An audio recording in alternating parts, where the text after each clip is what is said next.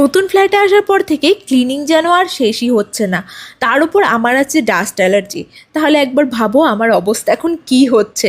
কিন্তু এই সময় একটা প্রোডাক্ট আমাকে সব থেকে বেশি হেল্প করেছে, সেটা হলো এই আগারো হ্যান্ডহেল্ড ভ্যাকিউম ক্লিনারটা। এটার সাথে আছে এত বড় একটা পাওয়ার কর্ড, সাথে এতগুলো অ্যাটাচমেন্ট, যেগুলো দিয়ে ডিফারেন্ট ডিফারেন্ট সারফেসের ক্লিনিং খুব এফর্টলেসলি হয়। এটায় আছে 800 watt powerful motor and 6.5 kPa suction.